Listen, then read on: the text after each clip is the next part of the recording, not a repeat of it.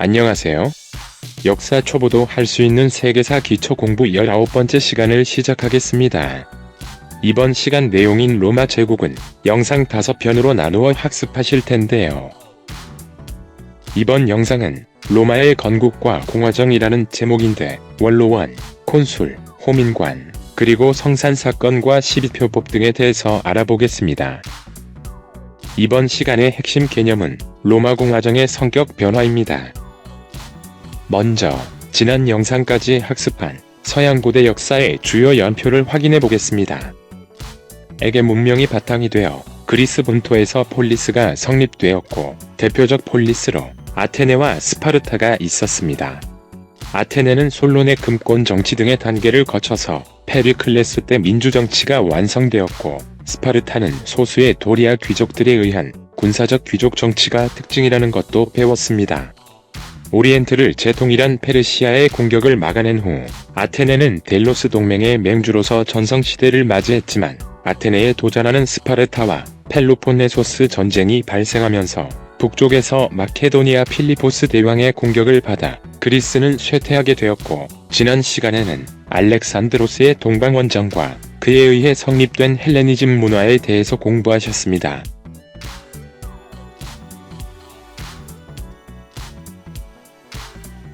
이번 19번째 영상은 로마의 건국과 공화정에 대해서 살펴보겠습니다.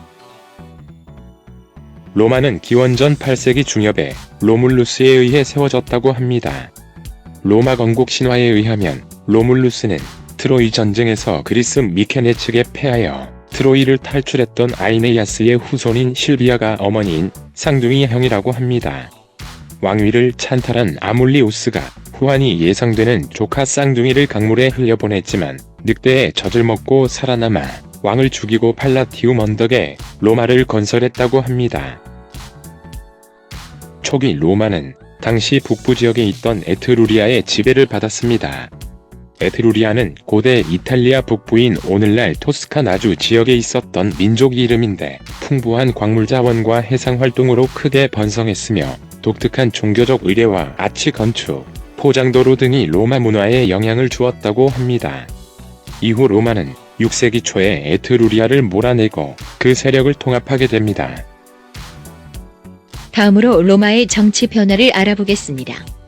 로마의 정치는 초기의 왕정에서 공화정을 거쳐 제정으로 이어집니다. 이번 19번째 영상은 공화정까지 살펴보고 다음 2개의 영상에서 공화정 말기에서 제정으로 넘어가는 과도기의 내용, 그리고 22번째 영상에서 아우구스투스에 의해 제정이 성립되는 내용을 알아보겠습니다. 먼저 처음에는 로물루스의 전설을 지닌 왕정이 7대 250년간 이어지게 됩니다. 마지막 7대 왕 타르퀴니우스는 에트루리아계였는데 전쟁과 신전 건축 등의 로마인들을 강제 동원하면서 오만한 타르퀴니우스라는 별명이 붙을 정도로 로마 귀족들의 반감을 사게 되었고, 그 아들 섹스투스에게 겁탈당한 로마 귀족 부인 루크레티아가 복수해줄 것을 요청하면서 자결하자 로마인들의 분노는 왕에게로 향하게 됩니다. 결국 브루투스 등이 주도하는 분노한 로마인들에 의해 왕이 로마 밖으로 추방되면서 왕정은 폐지되었고, 기원전 509년 평민의 투표로 선출되는 집정관과 원로원 체제 등을 내용으로 하는 공화정이 수립되게 됩니다. 참고로 로마 공화정 창시자로 알려진 브루투스는 아버지와 형제들이 오만왕 타르퀴니우스에게 처형당하자 살아남기 위해 화보로 행세했다고 합니다. 겁탈당하고 남편에게 복수를 요청하면서 자살하는 루크레티아의 모습을 보면서 오만왕을 몰아내는 무장봉기를 주도하고 공화정의 첫 번째 집정관이 된 인물입니다. 그러면 공화 정치의 뜻을 알아보겠습니다. 공화 정치를 왕이 없는 정치체제라 하여 군주정이 반대 개념으로 설명하기도 하지만 사실은 학자들에 따라 복잡하고 다양하게 정의됩니다. 여기서 우리는 공화 정치는 한 사람의 왕에 의한 통치가 아닌 여러 사람의 주권자가 통치하는 정치체제로 주권이 국민에게 있는 정치, 즉 특정인이나 특정 세력에 의한 권력의 독점에 반대하는 정치라는 정도로 알아두시면 되겠습니다. 그리고 아테네의 정치가 금권 정치 등의 단계를 거쳐 민주정치로 완성되었다고 했고, 우리나라를 포함한 오늘날의 많은 나라들이 민주정치와 공화정치가 결합된 민주공화국을 채택하고 있는데, 민주정치와 공화정치의 차이점은 공화정의 개념이 복잡한 것처럼 다양한 학설들이 있기 때문에 사실상 민주정치라는 말과 이번 시간의 공화정치라는 말은 거의 유사하다고 알아두시면 되겠습니다. 그럼 로마의 공화정 체제에 대하여 알아보겠습니다. 로마의 공화정을 설명할 때 가장 중요한 세 가지는 원로원, 집정관과 민의입니다. 이 세 가지가 결합되어 운영되고 있었기 때문에 로마의 공화정은 원로원에서 알 수 있는 귀족정 성격, 집정관, 즉 콘술에서 알 수 있는 왕정 성격, 민의에서 알 수 있는 민주정의 세 가지가 결합되면서 서로 견제하는 형태로 이루어진 공화정으로 설명할 수 있습니다. 그럼 이 내용을 간단하게 알아보겠습니다. 먼저 로마의 공화정을 배경으로 하는 영화 등에서 로마를 설명할 때 가장 특징적인 내용으로 묘사되는 것이 원로원입니다. 원로원은 귀족들로 구성된 회의기관인데 국가정책 및 법안이 민회를 통과하여 원로원에 상정되면 그것을 자문하고 의결하는 기관으로 사실상 로마 국정 운영의 중심기관이라고 볼 수 있습니다. 이 원로원의 정원은 처음에는 300명이었다가 나중에는 600명을 거쳐 더 늘어나기도 하는데 의원이 죽을 때까지 지위가 유지되는 종신직이었다고 하며 공화정 말기에는 명망 있는 평민도 원로원에 들어가는 경우도 극히 드물게는 있었다고 하나 일반적으로는 유력한 귀족들이 원로원에 모여서 토론을 통해 국가의 중요한 정책 결정이나 입법 활동을 했다는 데서 로마의 귀족 중심 정치를 알 수 있습니다. 다음으로 집정관은 콘술, 동령이라고 하는데 아테네에서 공부했던 집정관 아르코는 추첨으로 선출되어 행정 담당, 종교 담당, 군사 담당자 등 9명의 고위 공직자를 지칭했지만 로마에서의 집정관은 그 성격이 아르콘과 달리 로마의 군사 및 행정을 담당하는 최고 책임자입니다. 콘술은 군사 및 행정의 대권을 장악한 왕정적 요소를 보여주는데 군대에 대한 통수권과 군인의 켄투리아 민회를 소집할 수 있었습니다. 임기는 1년인데 2명의 통령이 한 달씩 교대로 업무를 보면서 권력 남용을 막기 위한 상대에 대한 거부권 등이 부여되어 상호 합의로 업무를 보도록 했다고 합니다. 이것은 수행을 릭토르를 거느린 콘술인데요. 릭토르는 왕권을 상징했던 긴 막대기 형태의 양날도 끼인 파스켓을 들고 있습니다. 초기에는 콘술 2명 모두 귀족이었다는 데서도 초기 로마 공화정이 귀족 중심의 공화정임을 잘 알 수 있습니다. 이후 리키니우스법 이후에는 한 명은 귀족, 한 명은 평민으로 구성되게 됩니다. 다음으로 자유민으로 구성된 여러 민회가 있습니다. 시대에 따라 역할이 달라지기는 하지만 입법, 집정관 선출이나 전쟁 결정 등의 역할을 하였는데 구성원은 귀족과 평민이 모두 포함되지만 재산에 따라 투표수를 다르게 부여하는 등 역시 귀족들의 발언권이 강하였으므로 민회 역시 귀족들에 의해 좌우되었다고 볼 수 있습니다. 다시 말하면 구성원 여러 사람들의 의견을 모아서 국가정책이 결정되는 것이 공화정이지만 초기의 로마 공화정은 귀족 중심의 공화정이 특징이었습니다. 이런 귀족 중심의 특징이 성산 사건을 배경으로 민주적 공화정으로 변화하게 됩니다. 즉 평민들도 로마 공화정에 큰 발언권을 행사할 수 있게 되는데요. 먼저 그 배경을 알아보겠습니다. 로마의 공화정이 귀족적 공화정에서 민주적 공화정으로 바뀌게 된 가장 중요한 배경은 평민 세력의 성장입니다. 이 내용은 아테네 정치가 초기에 귀족 정치가 이루어지다가 금권 정치를 거쳐 민주 정치로 확립되어가는 과정과 똑같은 내용입니다. 아테네와 마찬가지로 로마도 초기에 그리스식 군사제도를 모방하여 중장보병의 밀집방진 형태로 전투가 행해졌으므로 중장보병을 구성하는 평민의 발언권이 커지게 됩니다. 참고로 기원전 4세기에 로마는 군단체제를 개편합니다. 그리스나 알렉산드로스의 큰 방패와 긴장창을 소유한 밀집 팔랑크스 형태와 달리 군단, 즉 레기온을 단위로 하는데 군단은 대략 5,000명 단위로 구성되어 기본적으로는 밀집보병 형태를 유지하면서도 병사 개인의 기량이 발휘될 수 있도록 간격이 좀 더 넓어지고 스큐툼이라는 방패와 투창, 그리고 짧아진 칼을 들고 유연하게 방향 전환을 할 수 있도록 하였습니다.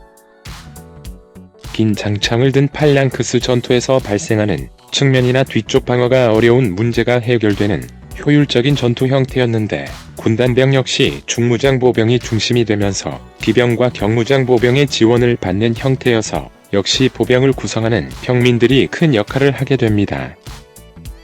국가를 위해 목숨을 바치는 평민들이 참정권 요구를 하는 것은 당연한 것이고, 이에 따라 평민을 대변하는 새로운 제도가 생겨나는데요.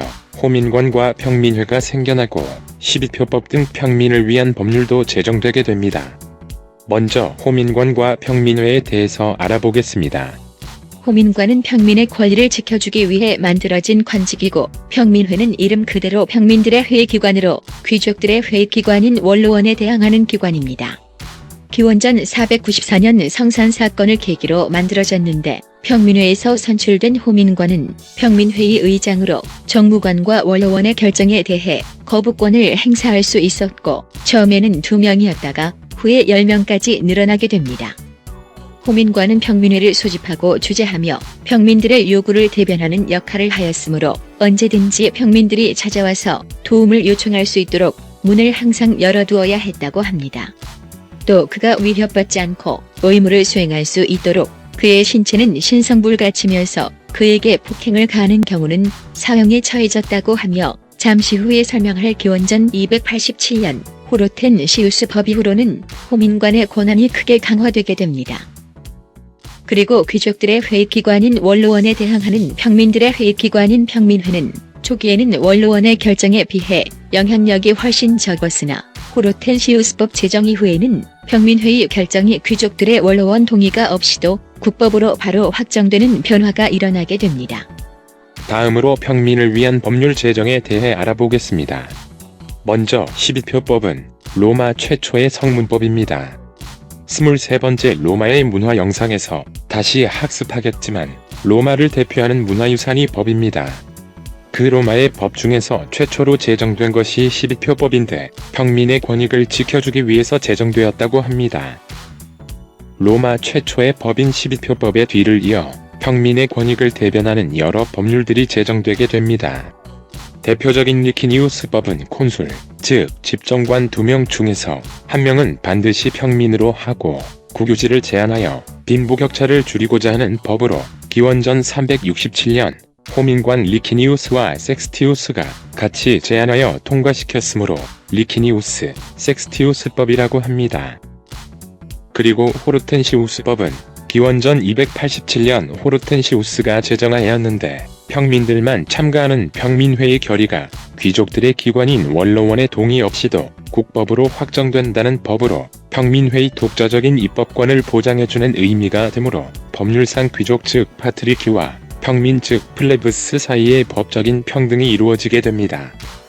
다시 요약하면, 귀족들의 회의기관인 원로원에 대항하는 평민들의 회의기관인 평민회와 그 의장인 호민관에게 원로원의 결정에 대한 거부권 부여 등 권한이 강화되고, 평민의 권익을 지켜주기 위해 제정된 12표법 등의 법률 제정은 로마의 공화정이 초기의 귀족적 공화정에서 평민들에게까지 정치에 고르게 참여하게 하는 민주적 공화정으로 바뀌어간다는 것을 잘 알 수 있습니다. 마지막으로 로마의 귀족 중심적 공화정이 민주적 공화정으로 바뀌어가게 되는 큰 계기가 되었던 성산사건에 대하여 알아보겠습니다. 성산사건은 기원전 494년 평민들이 귀족들에 대항한 일종의 로마 절수투쟁입니다. 로마에서 귀족들에 대항한 평민들의 시위에 해당하는 로마 절수는 여러 차례 있었다고 하는데, 그 첫 번째가 바로 성산사건이라고 하며 성산철수라고도 합니다. 여기서 성산은 로마 근교의 산 이름입니다. 도시 국가에서 출발한 로마는 영토 확장 과정에 주변 부족과 계속해서 전쟁을 하게 됩니다. 특히 7대왕 타르퀴니우스를 추방한 이후 로마 북쪽의 에트루리아계 국가들과 끊임없이 싸우게 됩니다. 그런데 당시 초기에 로마는 따로 군대가 있는 것이 아니어서 일반 로마 시민 중에서 추첨으로 군대를 편성하여 전쟁을 했는데, 일반적으로 평생에 10번 정도 전쟁에 나가게 되었다고 합니다. 그런데 당시 평민들은 가난함 속에서도 어렵게 무기를 자비로 구입하여 국가를 위한 중장보병의 구성원으로 전투에 참가했으나, 전쟁 이후에 획득된 전리품은 고르게 분배되지 않고 특권층에서 차지하게 됩니다. 더구나 부상을 입은 후에 귀국하면 돌보지 못한 농토는 황폐화되어 있고 가족들은 생계를 위해 늘어난 빚을 갚지 못해서 채무노예로 팔려가기도 하는 등 평민들의 불만은 점점 커지고 있었습니다. 분노한 평민들은 무리를 지어 로마를 떠나서 로마에서 동북쪽으로 약 5km가량 떨어져 있는 성산 몬테사케르산에 집결하여 군사활동 불참동을 포함한 신시 건설을 선언하게 됩니다. 즉, 로마를 떠나겠다고 귀족 계층에게 협박을 하게 됩니다. 로마의 생산 활동을 담당한 모든 평민들의 로마 철수 투쟁은 원로원 귀족들의 양보를 이끌어냈고 평민과 귀족과의 합의에 의해 호민관 제도와 평민회가 생겨나게 됩니다. 그런데 당시 귀족들은 많은 수의 군대를 보유하고 있어서 평민들의 성산 시위를 무력으로 누를 능력이 없지는 않았지만 자신들의 이익과 입장을 양보하고 평민들의 주장을 받아들여주는 데서 초기 로마 공화정의 정신을 엿볼 수 있습니다. 이러한 평민들의 주장이 받아들여지면서 굳건해진 로마의 민주적 공화정은 당시 중장보병 밀집 전투에서 주력을 이루는 평민들에게 국가에 대한 애국심과 국가 구성원으로서의 자부심으로 연결되어 결국 로마의 영토 확장과 국력 증진에 큰 역할을 하게 합니다. 이번 영상은 여기까지입니다. 시청하시느라 정말 수고하셨습니다. 후엔이 전쟁을 겪으면서 로마가 대외 영토 확장과 동시에 사회적 혼란을 겪는 내용은 영상 20편에서 확인하시기 바랍니다.